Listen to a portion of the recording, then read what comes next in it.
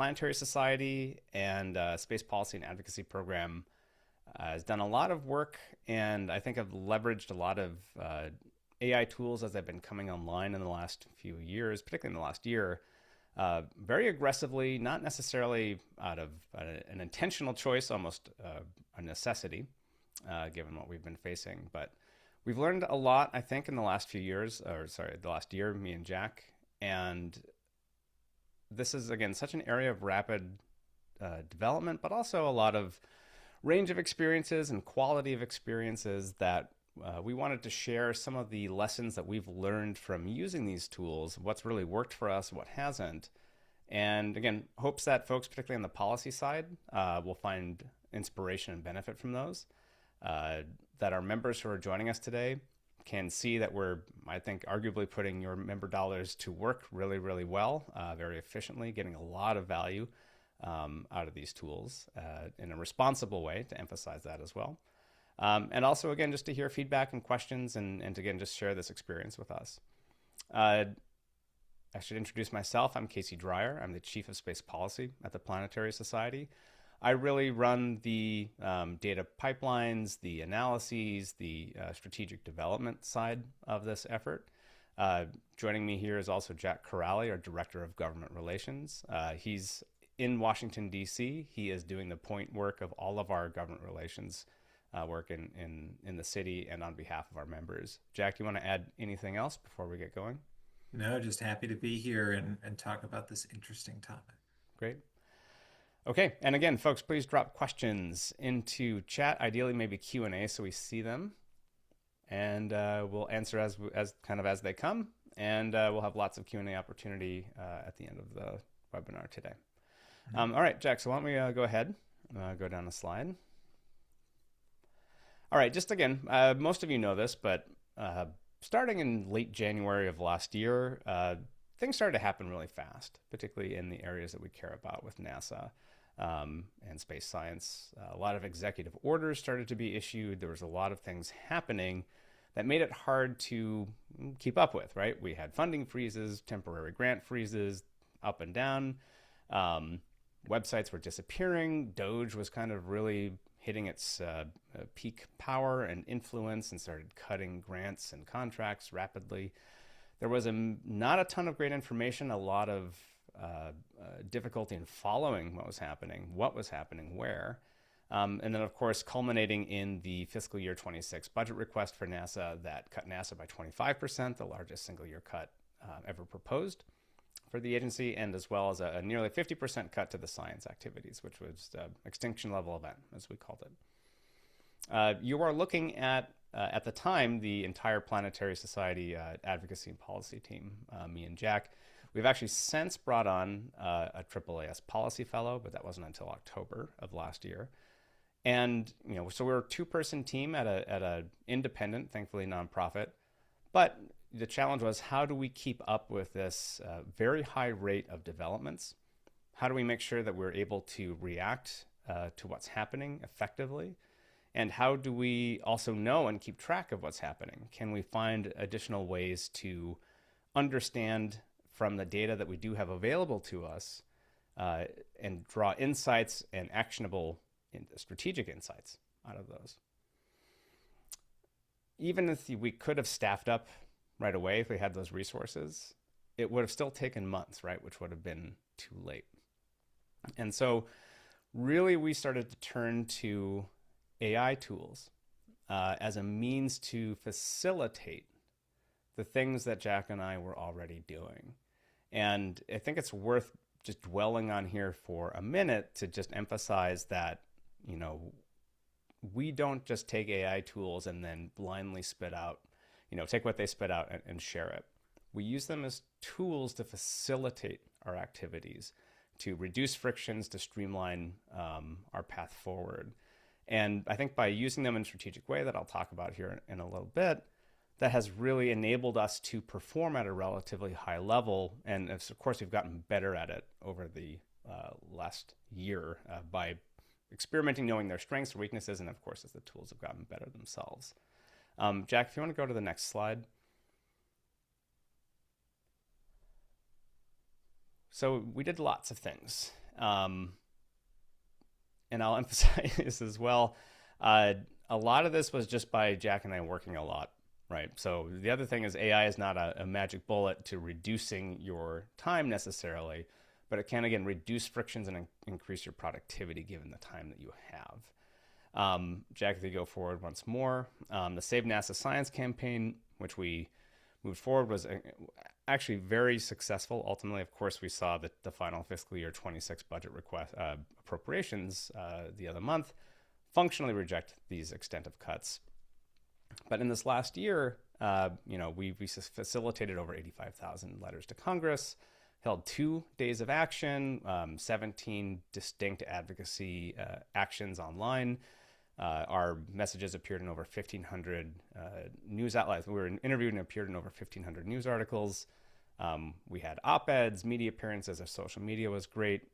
Jack really killed it. And on the Hill, doing, in addition to the days of action, Hill briefings, specialty webinars, briefings, facilitated VIP meetings, dear colleague letters supporting the caucus, organizing that broad coalition. And I'll emphasize, too, that we are definitely, we relied on the broader coalition of scientific community and other partner organizations to push back successfully, right? So this is, the Planetary Society was one of many organizations working on this.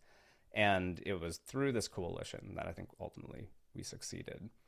And again, another part of this was data intelligence. We deployed 14 internal and some external tools to bring in data intelligence to our operations. Used AI to improve the speed of policy analysis and increase the quality of it, and provide critical data that helped support our perspectives and our arguments. And also we provided this data in accessible and packaged ways for media and other people to use it. Jack, anything I missed? I mean, I definitely missed lots of things that we did. I was gonna say, I think that's just the highlights, right? That's not even the stuff that we did, that some of it we can talk about, some of it we can't. Yeah. But just the amount of work that went into this past year was certainly something that would have been insurmountable for a team of two, or two and a third, right? Right. Again, and right, 2 1/3 in total for sure. I see a question that's worth addressing right away, which is what tools are we talking about when we're talking about AI tools? It's primarily a mix, and we used the standard pro level subscriptions for ChatGPT, Anthropic's Claude, and then Gemini primarily as an API tool, and also some degree of that just as the chat interface. And the trick, a lot of this is then using the API level integration for non-programmers. It's just a programmatic way to interact with the AI tools using structured data, using code, that then we kind of could design these custom workflows specifically to do, ingest and analyze and prepare data to make it more useful for us. So as a broad range of mix, we basically used all the major platforms. Something that I'll talk about here in a few minutes is that we generally didn't use a lot of custom layered solutions on top of those, just using the core capabilities, the models from Google's Gemini, again, ChatGPT, and Anthropic's Claude really got us most of the things that we needed. Yeah, so that's a great question. Good point of clarification. All right, let's move on. All right. So as we were starting to use these tools to help, again, facilitate these responses, this paper came out in the spring of last year, and I really recommend folks read it. It helped formulate in a way and kind of provide a philosophy and a structure for how to integrate these tools in a helpful way.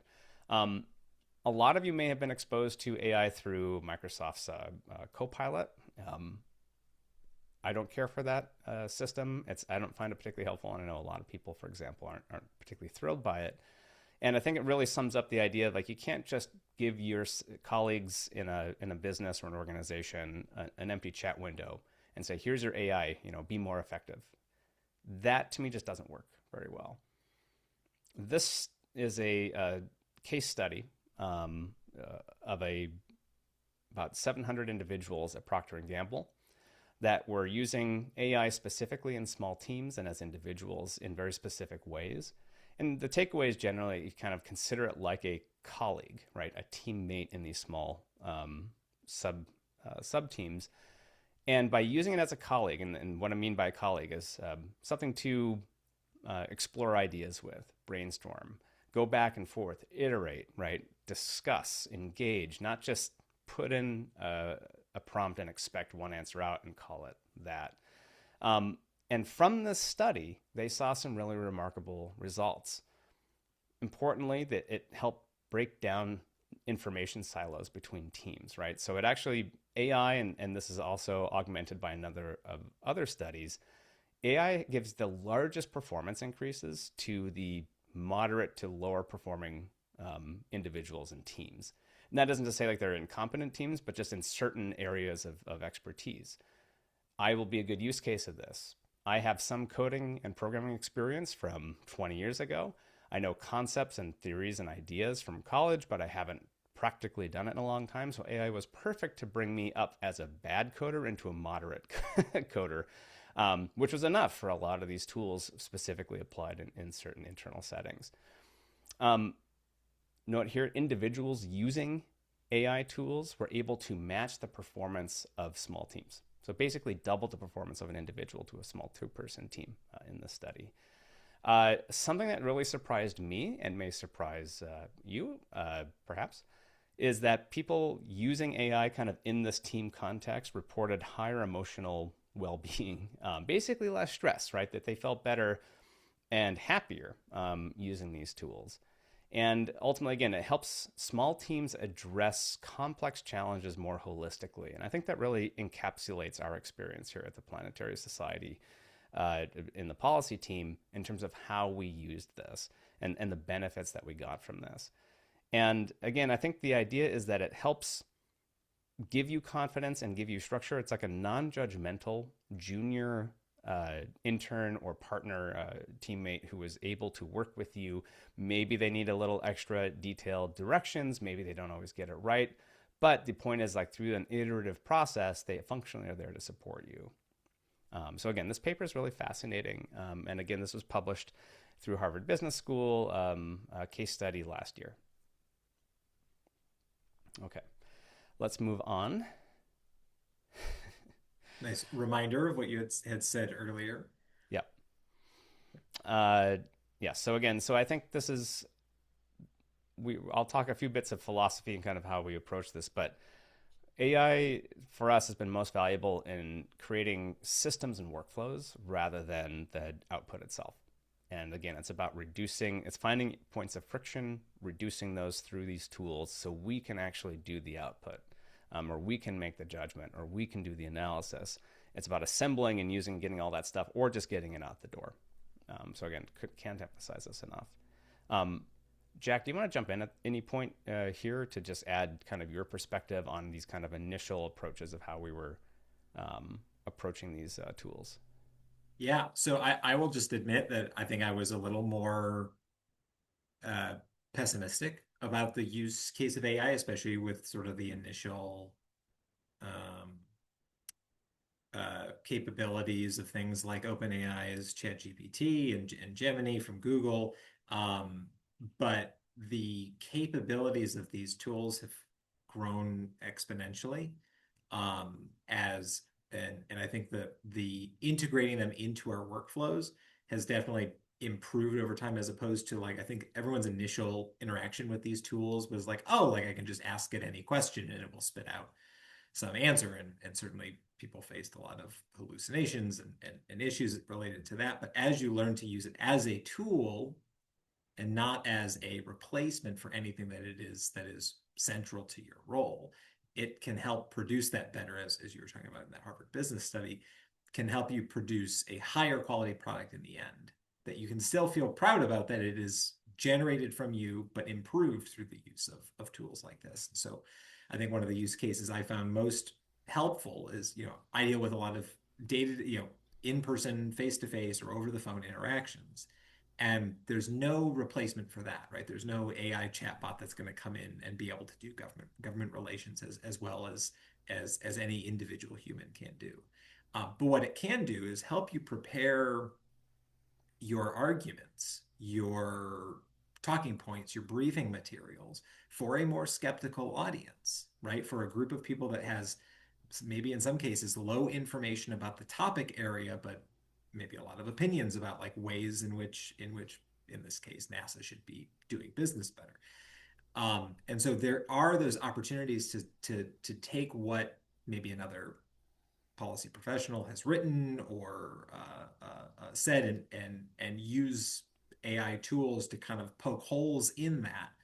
And something certainly I used quite a lot to poke holes in my own argument to see where the weak points were so that when I'm having that conversation, it's not that it's not that the conversation's complete before I walk in, but I know where they might find some issue with the thing that I'm putting forward or the information I'm providing, and being able to have to sort of preempt that with, okay, great. Well, I've already prepared this data set or this set of talking points to kind of address that issue has just made it easier to feel. And I think going back to that sort of emotional the feeling, right? After using this, I feel more prepared going into meetings, having already gone through that process. Mm-hmm.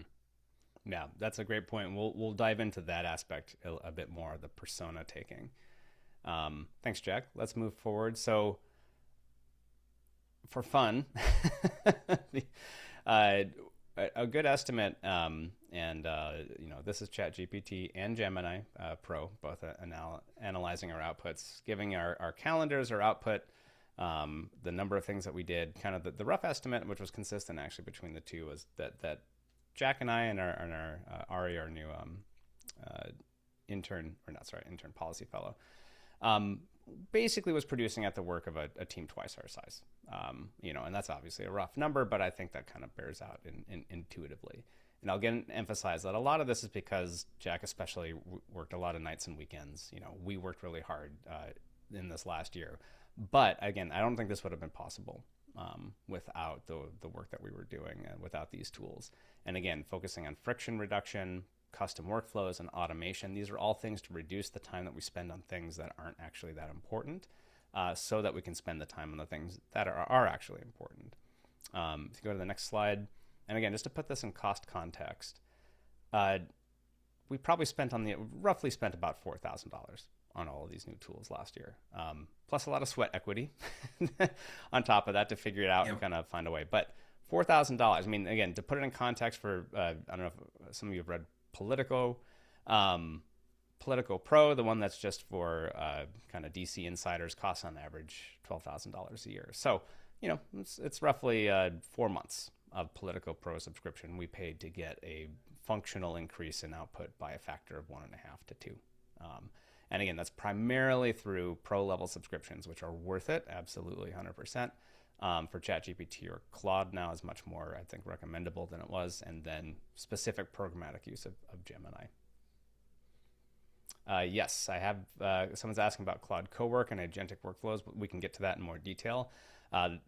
Absolutely, and that is like a whole new area that's opening up that I think makes a lot of these workflow and automation steps much more accessible and much more easily integrated into everyone's workflows. So we'll get to that a little bit more. Okay. So again, I approach this again with a philosophy, and I think a philosophy and intent is really important, and making these tools actually serve value and not just kind of churning on time or becoming frustrating and not actually delivering kind of on the sales pitch that people put them forward as. There is a temptation, I think, and it's certainly encouraged by people who like investors and, of course, the heads of AI groups themselves. The AI is going to just kind of do everything for you, this is not the case. And if you can actually think about these again here as tools and where they're going to make the most difference, these are the things that we kind of, after about a year of using these, have really honed down in as how we approach and use these now. So first of all, custom tools are better than off-the-shelf solutions. So in almost every single case when a product has AI integrated into it, I've almost never used that AI. I don't find it particularly helpful. It is just not doing what I need it to do, because what I think the real value is for particularly small teams, beyond the kind of the brainstorming engagement, kind of iterative discussions you can have with it, is that it's hyper specific solutions that you would have to pay a developer or a consultant tens of thousands, maybe hundreds of thousands of dollars to do, and it's just for you or just for your handful of people. That's where it really shines, and that's where we found the biggest multiplier in productivity. Really important for us is accuracy, just for our reputation, my ethical commitment to it. And so AI obviously, as famously, can hallucinate, can have other problems with accuracy, confabulations. And the trick there is that you can really use AI to design systems that are deterministic. So this is where coding comes in. Again, someone brought up Claude Code and Claude Cowork. Codex by ChatGPT is another example. Code is really easy generally to verify the behavior of. It tends to work or it doesn't. You can observe it very well. But once code is written, code is running. It's deterministic. And so the trick was using AI to help develop systems that were reliable and pulled in reliable data in ways that we could verify. That way, we're not just having the AI produce outputs, we're having the AI create the workflows that allowed us to produce the outputs. Really leaning into AI's natural strengths. I think it's incredibly good at what I would call transformation or translation, right? Not just from languages, but from ideas into code, descriptions or pictures into descriptions. You can kind of modality transformations or language transformations, whether it's coding or natural language.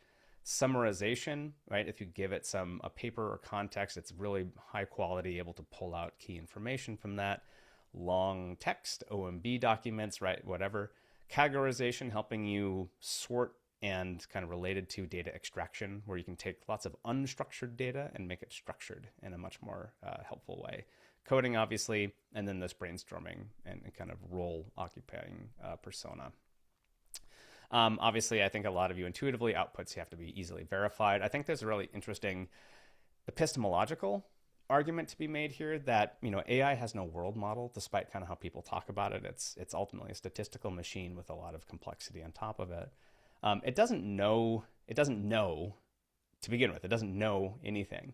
The only way that you can truly assess value of an AI's output is if you already kind of know the topic that it's talking about, right? You have to have some kind of external observer to validate the quality or utility or accuracy of what it's putting out there. So it works for things you already know about. It can help you with things, I think, up to a point, with things you don't know as well, or things that you kind of know. But the further away you get from your layer of expertise, the more careful you have to be with that output. So for this type of work, for our work, we really tried to keep it into this realm of things that we already knew that we could verify. It's really about not just improving the rate of output, but also the quality through some of the processes that Jack discussed. And then experimenting. This is all happening very fast. I think this is one of the most exciting times in technology since like the birth of the internet, and no one really knows where this is going. And so we kind of flip between Gemini or ChatGPT, or now we really like Claude, or kind of experimenting and constantly reevaluating as these new models come out is really important to understand where that baseline is, where the strengths are, where the weaknesses are. Jack, you want to add anything to this, or does this kind of cover it for you as well? Yeah, I mean, I just maybe want to make the point very clear about this being a tool, Mm-hmm. right? And that like all of these are those different use cases and the mindset that you're bringing with you to it. And so yeah, I mean, especially I certainly have asked Claude and ChatGPT and Gemini like really kind of far afield questions of things that I know very little about, and just saw what it came up with. Didn't take it for anything but maybe a thought experiment. But it's really good, as you're saying, with these kind of very specific applications. I have found it very useful with very big documents. Much like code, the law is very logical, right? Everything is this, therefore that. Mm-hmm. And so going through massive documentation produced by the Office of Management and Budget, NASA technical reports, like using that as a way to help at least do a first pass of understanding something um, as opposed to either trying to brute force it, or more likely ignoring it because time is so limited, Mhm. right? And like being able to take a bunch of inputs and at least have like a starting position or a way to think about it, about like where this transcript was going from this congressional hearing. Maybe also put a plugin for Notebook LM from Google, For which is a sure. really good way to get transcripts from any publicly available source on YouTube. You can get that information that at least it might not be 100% accurate in its transcription, but it'll get you close enough that you're like, okay, well, at this minute marker, they say something that might be of interest. You can go to that, and it takes watching a 3, 4, 5 hour congressional hearing down to let me just focus on the key elements that Yeah. might be of most interest to me. Great. Yeah. Excellent points. Someone's asking for specific examples. We are getting to those. We will Yeah. have a few to share. Um, Someone asked actually here, have you experimented with any commercial solutions that build workflows via a UI? I have not used that because I'm comfortable enough in code, and also Claude Code and Codex have gotten so good that haven't felt the need. I know some people use things like N8N, and other systems that I just haven't personally experimented with. So I'll see if other folks want to chime in on that. Okay, let's go on to next slide. Well, there we go. Yeah, there we Examples. go. Okay, so I'll show a couple examples, and we'll again kind of run through these, and then again turn over to questions. So one example again of how we reduce data friction in order to increase our output. So this is one of those things where, again, hyper specific to our needs. We have lots of great data sets, the history of NASA funding, history of planetary science mission funding, things that were in, particularly when we're facing a historic cut to NASA, the more we can illustrate that, the more we can demonstrate that with charts that are easy to read, share our perspective, but also I think are ready to be used, right? I think that's the other thing. There's this classic phrase of do their homework for them type of approach. So are they print quality? Can you have high resolution? Can you do things in different widths and aspect ratios based on the medium in which you're discussing it? Can you just give the data? Maybe some people want to reformulate it. So before, just doing Google Sheets, you could make a chart, but it would look like a Google Sheets chart. Maybe you can export it, put it into Excel or Keynote or whatever, but then it's just that fixed thing. You'd have to do it by hand. It would take hours every time, and then good luck updating it if you were no longer in Google Charts. So the workflow basically that now we've made has been to say that Google Charts is the source, so we have an easy place to update it. But then this is a self-updating system that we can trigger it, or roughly I think every month it automatically checks the Google sources, and it assembles all these pieces together via kind of configuration files for the types of charts. These are all branded with our brand colors and styles. It uses our logo, as you can see there, but it automatically creates things that are ideal for like Instagram and mobile phone aspect ratios, and for desktop. I mean, that's just a huge thing, because then suddenly when you share these things, most people now consume information on phones, right, on a vertical screen, not a horizontal screen. Most charts are horizontal. But it also automatically spits out a PowerPoint file with the embedded chart, CSV of the data, PNG, kind of a rasterized file, and then SVG, which is a print quality vector file that can be infinitely zoomed in, right? And then you can make your configuration file. This is all built up in structure. So I'm spending 15 to 20 minutes building out a chart. Actually, the longest time I spend now is just on what the caption should be. And all of the back end, the production happens instantaneously, right? So we've gone from a situation where we could spend hours creating a single chart to where we can keep these updated. I also think it does, inflation applications and things like that I do all the time, highly customized to exactly our needs. And these types of charts have shown up at congressional briefings, on CNN, in publications. People have used the data because we've made this accessible and easily shared and clear in terms of how we share them. So this was a huge improvement in terms of just getting our messaging out there. Again, an example of reducing the friction of creating something that we had the source for, but weren't able to share it out the door. And just for fun, I had Gemini create a logo for this for TPS plots that I only use internally. But that's the kind of things you can throw together with that. And just to note again, we validate the data before it Yeah, I gets mean, any so that's further in yeah, the the data process, is in right? this is merely the presentation layer, and the AI just helped build the system that pulls this down. Yes, thanks, Jack, Yeah. for the AI is not building all the data out. We have the data, we're doing the data entry, we're controlling the source data, and it's that transformation, it's that translation between your cells and columns of data into charts through a structured and deterministic process.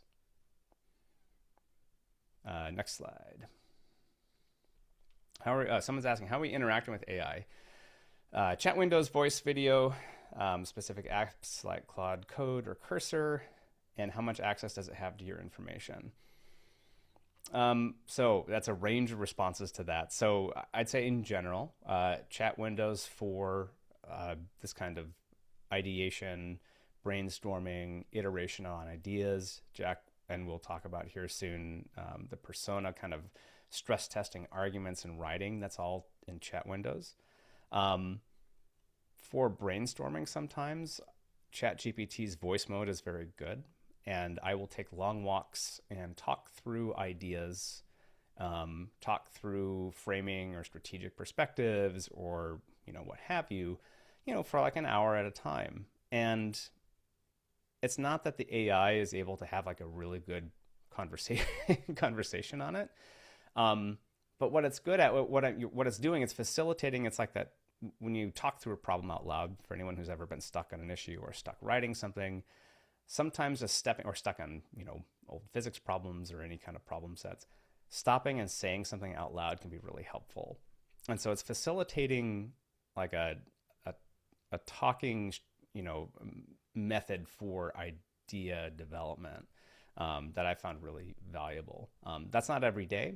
And then I use Claude Code through Visual Code Studio all the time. I'm starting to use Claude Cowork more, but at the terminal level and coding, Claude Code and now Codex are my kind of go-tos for that.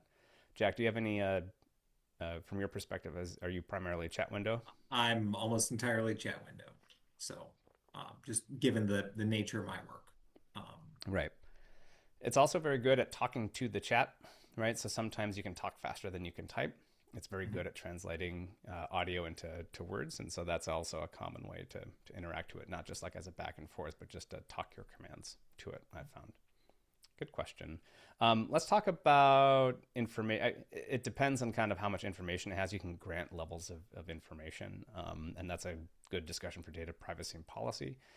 Whisperflow, yes, is a great app. I use Mac Whisper personally. There's a lot of good options for that kind of audio to transcription. Real quick, some of you may have seen this. Another example, analysis at scale is what I'm calling this one. So scaling up our analytical capabilities and product in this case, being able to deliver relevant analysis or context to a congressional office. So the goal here was to find NASA Science is a $7 billion a year, well, ideally, right? It should be higher, but at the moment, $7.25 billion a year endeavor. They have spending, they have contracts in over 2/3 of all congressional districts and in all 50 states. And a lot of those districts don't know that. And that was actually one of the challenges to establish relevancy. And so we wanted to find a way to show parochialism, to kind of trigger, there is stuff happening. There are people there are companies, there are individuals or researchers in your district or state who depend on these funds from NASA to do things. And the data was out there technically, but it was all hidden under layers of contract and other types of clauses. And it's a very opaque and difficult system to use called USA Spending. Which is a statutorily mandated publication digital resource of the US government on contract data. And again, this is a similar thing where we used AI to help develop the systems to extract that information out and create a pipeline. There's actually, for those of you who are coders, there's a USA Spending Object Relational Mapper that I published open source this year to help facilitate some of the basics of access and make it much more easily queried, that data source. And we were able to then transform that data into dashboards and kind of a really nice and exploratory summary of NASA spending exclusive across the country, and also create very customized reports that highlight the economic impact through, again, this is the deterministic calculations of using well-known references of economic impact that NASA had published in prior years, taking the actual contract data. This is all done in code, right? This is not the AI doing this. But then what AI was able to do was able to translate or summarize long and complex and sometimes very dry contract descriptions into 1 or 2 sentence summaries that were make human readable, right? And so we find the real data, we were highly qualified data, and then we take something and that AI does very well, which is summarization, and just say, here's what's happening in your district. We also use it to help kind of identify consequences of cuts and various other things, but that's a kind of nice marrying of the two things. And again, now because this is programmatic, we can generate this for 535 congressional districts around the country and states. And so that was a huge increase, and again, revealing data that was technically out there, but hidden behind layers of detailed obfuscation, not through any malevolent intention, but just for complexity. And that was a huge opportunity for us to walk in, and Jack can maybe talk about when you walk into an office and you have this information, it establishes that this is something that they should care about. It's one of the ways in which we leverage these, again, hyper-specific requirements. No one else offered this information who was able to drill down to this level because it's just not a market segment for them, right? But we're able to create these highly customized tools for ourselves. Yeah, and again, this is just the tool, right?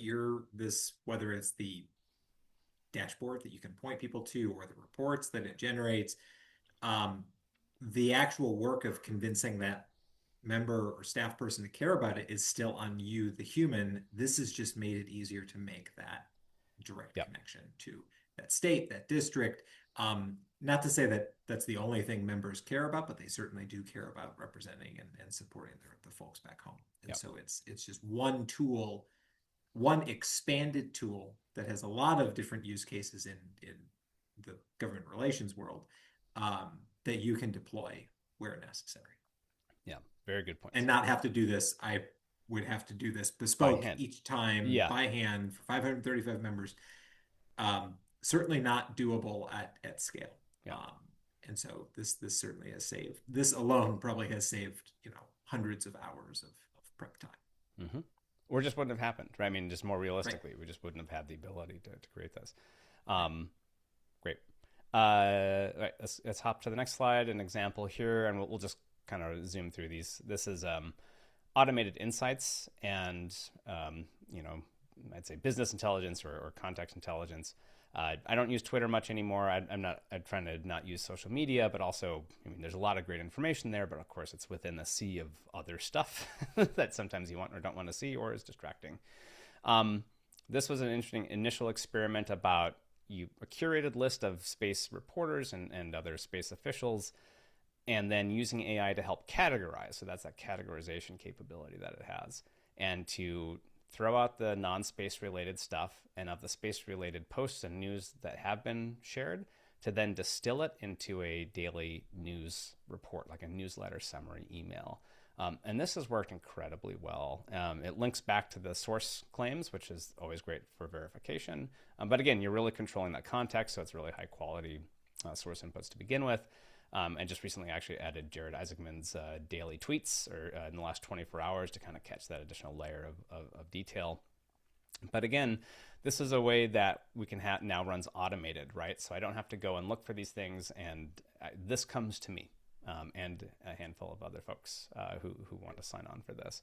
I'll note that both Gemini and ChatGPT now offer scheduled prompts. So basically you can actually, they're getting better at creating something like this to begin with, without the kind of the dedicated code that runs this.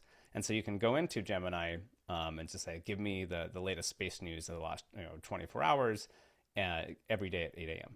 And it'll generate, it'll use Google search and kind of give you information like this. So, and ChatGPT has something similar. So even this type of intelligence, as long as you're refining what you want, you're really clear about what you want, can be really, really useful. And so you don't have to continually seek this out or if get distracted by whatever cat pictures or that are also filling up your social I lens. I think we call it doom scrolling these days. Yeah, I'm trying to be more positive.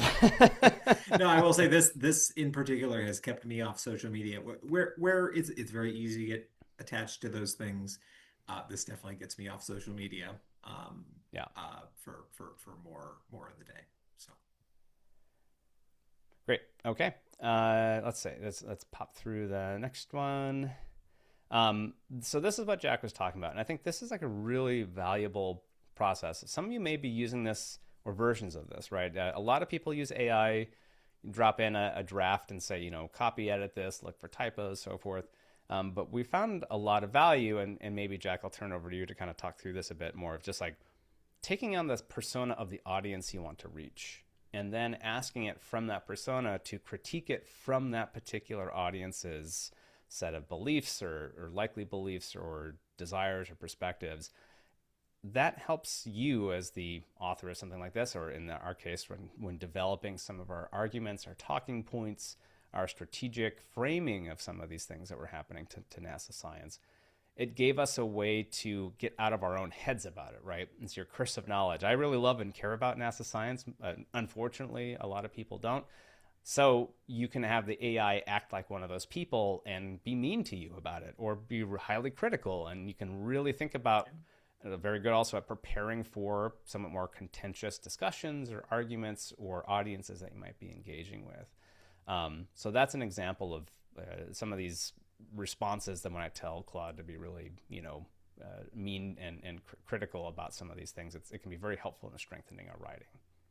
yeah. And Jack, And yeah, and you don't have to like say, I want you to take on the persona of this particular individual, but yeah, the to be clear. what set of values they represent. So Yeah, you can be as specific or broad as you'd like in using this kind of using an AI tool again like Claude or ChatGPT in this kind of way. And so it's very helpful when because everybody in the government relations space, if somebody in the government relations space says they've only ever had good meetings, they're lying to you. There are bad meetings. Sometimes you go into a meeting thinking it's going to be positive because of something the member has said or that that the staff person's interested in, and you get there and maybe they're having an off day or some other issue is at fault, or they just don't believe in your argument. And you walk out of there being like, well, what could I have done better? And this is your way to maybe try to preempt that, not 10 out of 10 times, but a significant portion of the time. You can go in and say, okay, here are my talking points. Here's the message I'm trying to send to this particular staff person, to an appropriator versus an authorizer. I will say also that it's very helpful to also give context for, maybe what state or region that the member represents. Or, another great tool is using the Congressional Research Service studies on which Congressional Research Service, part of the legislative branch in the U.S., basically that produces these long form reports that have a lot of information in them about the process and role of government.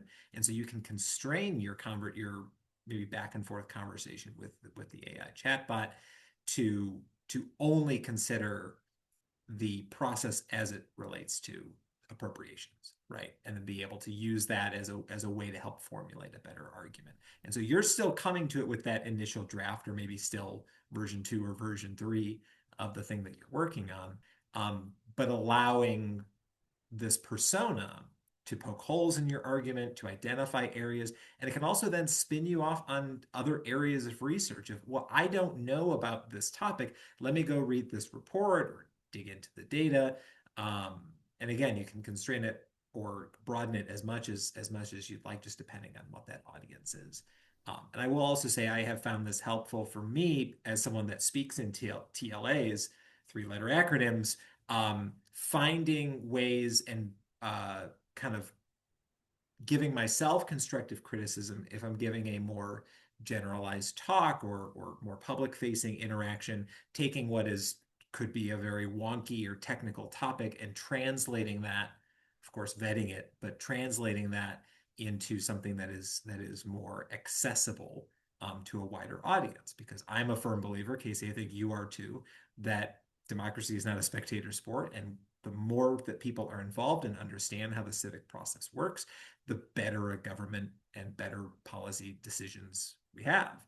And so being able to take, again, what could be a very like Casey earlier today, we were talking about the apportionments process. Everyone knows about the apportionments process, right? Absolutely not. It's this really archaic like thing that you don't really think about that has only really become relevant in sort of recent weeks. Um, Taking something that's complex like that and distilling it down into like its barest form has been very helpful for me. Yeah, great, great perspectives, and that's again, you can really, I think, as Jack emphasized, like you can really be imaginative with the type of persona, set of, he said, set of values, set of knowledge, set of interests, and then what's great about this approach is that there's not necessarily like a right and wrong. Accuracy isn't the feedback mechanism. This is actually one of the strengths of AI, right? That it can be a tonal perspective that, hey, that's an unfair argument that you just made to me, right? You're getting a feedback in the way that you would get it from a person, but then you don't have the awkward context around them, and you're better prepared, right? So I found this really valuable, again, particularly if it's hard or unintuitive for you to put yourself into the shoes of someone else. This is really, really helpful for that. So yeah, I Well, think, hey, 535 members of Congress, there are 535 different perspectives at least yes. when it comes to any issue. And Many so have this helps different ones you, from day to day too, right? I mean, yeah, it's like right? a shifting. Yep, Right. absolutely. And I will say too, like this, it's very helpful when, say, a word limit is your maximum Yep, and you're submitting whether it's comments on regulation or submission to a witness testimony, and you're looking for the right way to say something that you have like the broader idea, but you need to distill it down into something more bite-sized or accessible for your audience. It's also really good at that too. The number of times I'll go in there and a big thesaurus user, but I'll also go into AI and be like, how can I say this better? And that's one of the benefits, one of the foundational elements of AI is that it's, like you said, a very big statistical model. So it takes how other people may have said or described yep, something and help you form a better, more coherent and yeah. concise argument. Great way to put it. Interesting question here. Are there people on your team that still aren't open to using AI? And if so, how have you addressed these issues and friction with adoption? Absolutely. And I think a lot of folks may have had this experience. There's a lot wrapped up in this, right? From threats to creatives, right? And people who produce art or in industries that are being threatened by this, to a lot of the individuals and personalities associated with these companies or subcultures or whatever. And that's all wrapped up into this, plus the sensitive, the strangeness of it in some ways. Like it does take, and I think the recommendation is to spend 5 to 10 hours to really get to know what these systems are, and it does require changing your brain a bit to see it's a different way of interacting with computers. And so yeah, there's been absolutely, I think, I wouldn't necessarily characterize it as resistance, but maybe just hesitation, or some people just aren't as eager to adopt it, and that's totally fine. It's not necessarily our job to convince them. I think what we've taken as internally at the Planetary Society has just been an internal outreach and education, right? So versions of this talk we've been giving to our colleagues over the last year, first just to kind of keep them up to date with what we're doing and experimenting with, showing some of the same benefits. But people have their own workflows and ways of doing things. So I think we're trying to just show and then also address concerns and questions about data privacy, energy usage, whatever we can, and to show about responsible use, have an internal policy that we'll just mention very quickly. And then that gives maybe people the license to experiment. And I think that's where it just takes people need to feel the opportunity to experiment and not to have like a full court press to use it. Some people are just going to really take to it more than others, and that's totally fine. I think that the important thing for us is that we've had a very supportive management and leadership at the organization that has been really supportive of Jack and I really leveraging and leaning into these tools in order to serve our goals for the organization. And that's really ultimately the important part. Okay. I'll say I was someone who very hesitant to start using it. Mm, But I think my thinking certainly was more that this is a tool, not a replacement. And that yes. is, I think that is the key thing. And so when it comes to AI art or music or any of the creative aspects of it, is like that is a different bucket of activity than what we're talking about here and the use case that we found as a way to help bolster what is human generated, and make that better, not as a replacement. So I'm certainly not going in and taking exactly as what Claude wrote something or ChatGPT wrote something and just taking it as fact, which I do know is a key concern for a lot of folks. And I have seen it used, the number of things I've seen online that are like, this is so very clearly like they just hit copy and paste Yeah. on that. That's not the use case. Right. That is not using the tool properly, Mm-hmm. right? Yeah. All right. I think we'll go a little longer than an hour, by the way, since and you're all welcome to join us. This will also be recorded, but we have lots to talk about. So this looks like a video that will not play. Is that correct? Yeah, let's see. You can tell AI did not make, or no, it did not make this presentation. It has my own human error in it. Um, Maybe you could just drop the URL to the video if it is shared, or maybe I can do that. Yeah. Well, this was not the a critical one anyway, so we can go ahead and pop forward. So things that we learned that didn't work, and I think this is also important too, right? Because I think a lot of media reporting is breathlessly going through and talking about uh, all the magic it can do. It's going to change everything, and then we're all not going to have jobs and so forth and so on. Everyone has their own opinions on it. I think if anyone uses AI enough, you understand the serious limitations that it does have, and that's actually I think really healthy.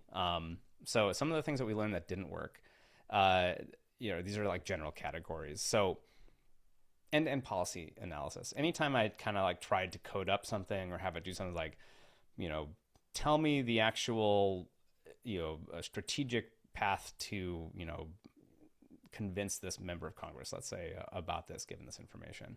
Almost always generic peblum, never that helpful, right? It's just like it can generate something, some base level of analysis, some really basic insights. It's not necessarily wrong, but it's not necessarily helpful either, right? It's very generic. So we found it supports it. It can help us build the tools. It can help maybe surface some things or some perspectives and kind of some like stress testing arguments. But the actual analysis itself, we're better at that and know the field better. Again, and it may have something to do, but particularly for space science as a specialized discipline, there may be not as much written about it that it's drawing from, but it's just not very good at that. A lot of people use it to write their things for them, like emails and even drafting a first pass. I have found that just the most endlessly frustrating thing, because I have a very strong voice in my head that I want to share. Jack, I think, is similar. And it's also not a skill that I want to give up too. I think that's an interesting perspective about be careful about what you're turning over and letting atrophy. I find it much more helpful to write my own first draft or sometimes even to dictate a first draft and then iterate in terms of arguments, framing, structure a little bit on it with the AI. But anytime I want it to say something, I end up just rewriting it because I have in my head a way that I want to say it, and it will be endlessly frustrating. And people who let it write for themselves, the only exceptions may be in like highly structured, again, legal documents, highly structured formal writing systems where personality, tone, perspective doesn't matter. But that's kind of what we're here for, right? in this field. Really complex data pipelines, really complex analyses. It can get tripped up in that all the time. Really have to walk through it step by step. You can't expect it to do complex things. It's getting better at it, but again, complex data processing pipelines have not worked. It'll process and analyze data with the same level of insight as the policy analysis, which is generic, right? So that was not helpful. And just in general, like just telling it to, hey, go do this whole thing for me, right? It's like telling a first year intern to go do your job for you. It will not do a great job at it. And frankly, if it can, you should really rethink about what parts of your job you want to be spending your time on if you're that easily replaced. Jack, you want to add anything else to this from your perspective about what has not worked? I will say, I mean, just ditto on everything, but especially that first drafts point. Now, sometimes I do find it, especially if I have writer's block, um, having it spit out a what it would write and be like, wow, that's wrong.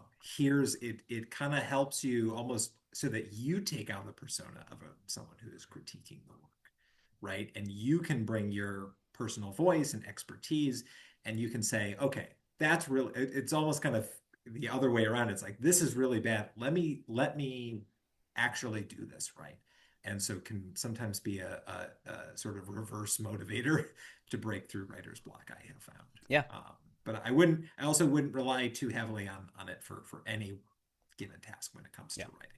I mean, the whole Just point of writing too is to help organize your ideas.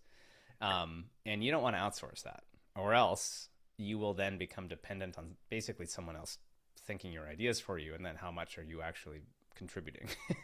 Right. I think when people are worried about their jobs in AI is like, well, are you making your job easily replaceable by not having anything interesting to say?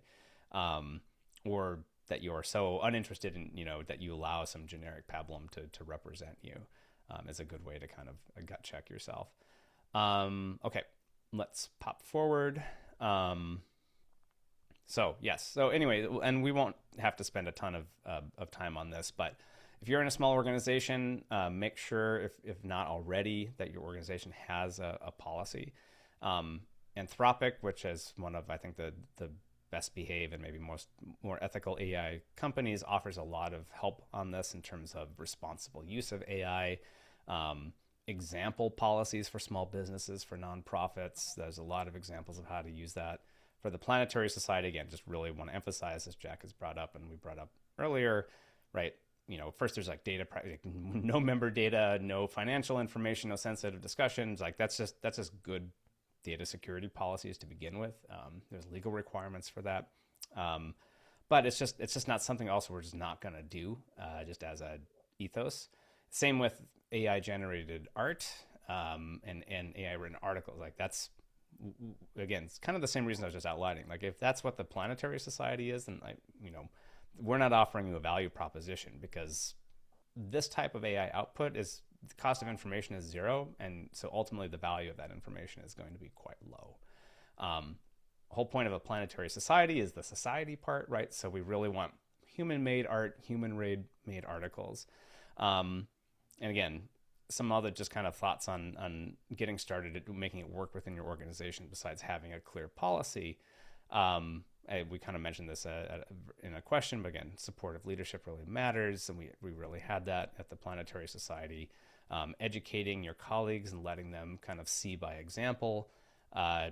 Starting small, obviously, is kind of a good strategy. Keep it internal. It's a lot less pressure. The consequences are a lot less consequential, right? Your reputational consequences. So starting small, something internal, is a really good way, and that's basically what we were doing. But something I think is also just really important that we had to, the internal processes of approval, input, feedback should really need to adapt to that increased pace that we were able to achieve with AI. So that was really important, that our internal processes, we had to create very specific rapid response processes, like with the right decision points and the representatives of various like communications or leadership or a board being able to jump in and understand their roles to be able to approve things quickly, right? There's no point in using AI to really increase your productivity and output if you then go through a multi-week, multi-month review process by 80 different people who check in once a week on this, right? Your processes around your production have to adapt to incorporate this increased production speed, or else it just doesn't matter for that. Again, Jack, anything else you want to add to that? And it's why having a clear mission and objective is important too, Hmm. right? Using AI just to say that you're using AI is not enough. There needs to be that output, right? That you're going for, that vision that you're going for. And so that strategy piece and developing those use cases. AI maybe can help you formulate some ideas. You can bounce ideas off of it, but it cannot think strategically the same way that you as a human being can. Yeah. Okay. Let's move on. Getting to our wrapping up point. And this is kind of, again, what I was mentioning, but again, it's worth stating. Another reason just to use this stuff is to make sure you know what the baseline is, right? It is getting better fast at a lot of different things. That AI has been called spiky intelligence. It's been getting really good at some things, not as good at other things. It's probably in your best interest to understand what it's good at and what it's not. Just a pure professional value to knowing that, whether or not you use it all the time. There is a value too, I think, in knowing what its baseline capabilities are, right? So is what you're writing, and this is a great question now we ask ourselves, is my analysis that I wrote up, is it better than what the AI could produce? Is it better? Like, am I getting lazy and drifting into pablum? Am I actually providing insight? Am I providing a perspective, right? Am I having an opinion? You can tell AIs to have an opinion, but it won't develop one on its own, and it certainly won't be unique necessarily. And so this is a great way to kind of gut check the quality of your own work by just have the AI write a whole article wholesale, and compare it to what you just wrote, right? Yours better be better. If it's not, revise it so it is better. Same with the arguments and whatnot. Like if you can't do better than it, then your job maybe will be threatened, or you will start to become less useful, or you'll be swamped in the sense that you are going to be overtaken by lots of okay information if you can't stand out. That doesn't mean you need to code at the same level as it, right? I'm not a coder, so I don't have to worry about that. But I think it's been really helpful to kind of just know what's our baseline of competition, and competition for eyeballs now is also going to be what the AI can produce. So I think that's been really important. And again, I think about what I subscribe to, what I like to read, the magazine articles and Substacks and Patreons and whatnot. It's the ones that have a really strong personality, a really strong voice, a unique perspective. And that's what will not be easily replicated, nor is it particularly interesting. Who cares if an AI output has a strong perspective? It's meaningless because it's not coming from a person, right? So it's I think that's a really helpful way to kind of think about how to position ourselves, if you're professionals, or in any kind of work that you do, to really embrace that. Okay. And Jack has kind of emphasized again things like relationships, piece perspective, all these things are good. So this has been kind of an overview. I appreciate you all hanging in there with us. But again, how did AI help us save NASA science? And again, it's really leaning into the tools that have reduced our friction to output for a small 2-person team, right? It's improved our response times. It's enabled really unique data-driven counter arguments that are irrefutable, right? Because we have the data. It exposed data. It exposed, and it was able to reveal things that were already there that just had been hidden under layers of cruft or inaccessibility, right? It surfaced things that we were able to then deploy for our arguments, like the economic impacts. It increased our writing production, but it also increased our quality through the stress testing of arguments, perspectives, anticipating critical responses. It helped us improve on that as well. Again, creation of these customized, highly specific, domain-specific tools that we would have otherwise had to pay tens or hundreds of thousands of dollars to develop specifically for us, so therefore they never would have happened, right? And then also in this enabled the creation of, not through AI creating it, but through the workflows and systems that, again, like the charts, public, easily shareable content that was battle tested, that was resilient in terms of critique, but also reputable, right? And trusted. And so that was able to get us out there in addition to all the work that we did. So really, again, that's why I called this, in a sense, a force multiplier in what our 2-person team was able to do, because in its ideal case, it reduces these frictions, it reveals and surfaces all these new opportunities, insights, and data, and it allows you to package them up and make them, digestible by others really quickly. Um, Jack, anything you want to add to this as well? That was a great way to cap things off. I will say there was one question in here about our upcoming day of action.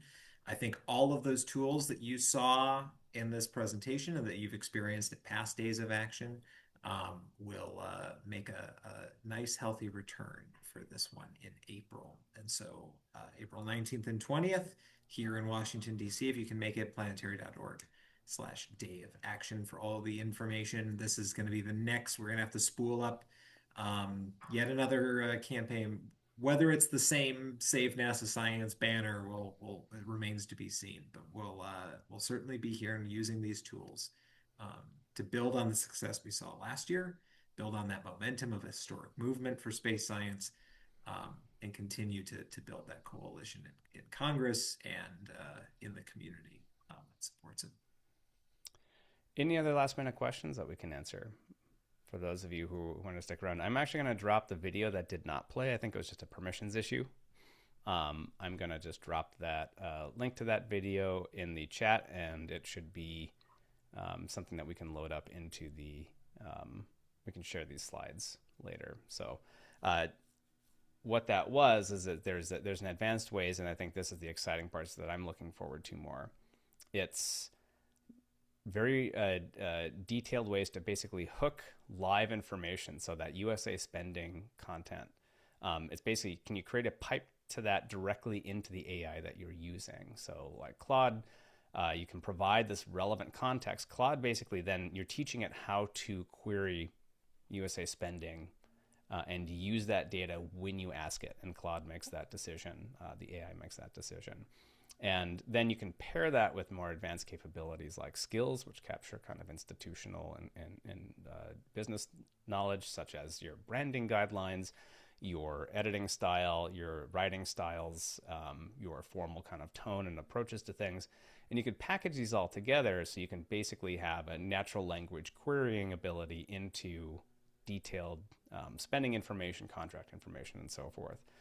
So that video was showing kind of an example of how we use some of these more advanced tools called MCPs within Claude and elsewhere that, so when me or Jack is walking, suddenly you have a new meeting, you don't have time to even generate a specific report or chart.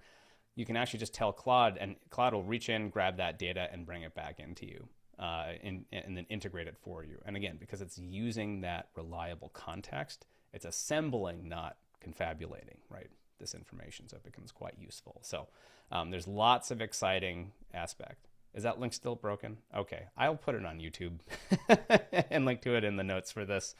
And we'll send out an email for those of you who are here today with the link to the video and the other example. This is the risk of using Google Sheets. I've never had to think about embedded video permissions before. Any last minute questions? Oh, good. The link works for Philip. Okay. Okay. Great. Well, we were excited to share this with you. I hope you are all inspired. And if you have novel uses, Jack and I are always curious to see how other people are leveraging this exciting technology.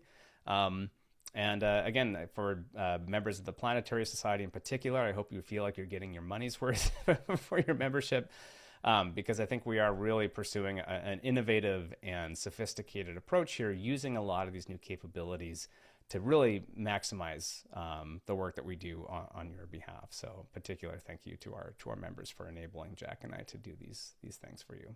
So until next time we webinar, have a wonderful day, everybody. All right. Bye, Casey.